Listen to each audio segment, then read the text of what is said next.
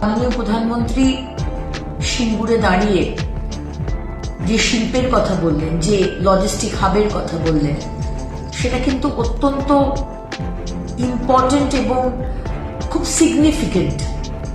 কারণ দেখুন, আজকে এই লজিস্টিক হাব বা ট্রেডিং সেন্টার বলে যে টাটা কোম্পানিকে মুখ্যমন্ত্রী তাড়িয়ে দিয়েছিলেন 2008 সালের 4 অক্টোবর, যদি ডেটটা আমি ঠিক বলে থাকি, শুধু টাটা নয়, বহু ইন্ডাস্ট্রি আসবে এবং প্রতিটা জেলার যে যে প্রোডাক্টস, যেটা উনি বলেছেন, one district one commodity one product, সেটাকে ডেভেলপ করা যাবে।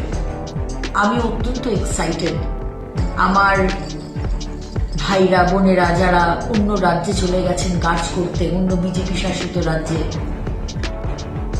আমাদের পশ্চিমবঙ্গ এখন বৃদ্ধাশ্রম হয়ে গেছে। আর 2 মাস, এইবার আমাদের সুযোগটা দিন। আমি জানি বাংলার মানুষ, বাংলার 10 কোটি মানুষ মাননীয় প্রধানমন্ত্রীর পাশে আছেন, কারণ আমরা চাই যে আমাদের এখানে যেরকম ইন্ডাস্ট্রি আসবে, আমাদের এখানে কৃষক ভাইদের জন্য অনেক কিছু হবে।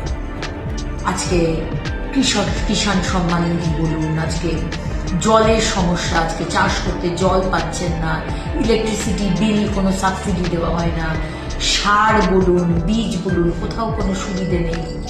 আজকে ইন্ডাস্ট্রি যেরকম উঠবে, সেরকম কৃষকদের যে সুযোগ সুবিধে, সেগুলো সেরকম ডেভেলপমেন্ট করা হবে। পাশে থাকতে হবে এবং মাননীয় প্রধানমন্ত্রী যে কথাগুলো বলে গেলেন, আবার বলবো, অত্যন্ত সিগনিফিকেন্ট। বাংলার মানুষ পাশে থাকবেন। এক নতুন সোনার বাংলা, এক নতুন বাংলা, যেখানে ধর্মের রাজনীতি হবে না, যেখানে উন্নয়নের রাজনীতি হবে, সমস্ত ধর্মের মানুষকে নিয়ে, সমস্ত স্তরের মানুষকে নিয়ে। একটাই ফোকাস, ডেভেলপমেন্ট।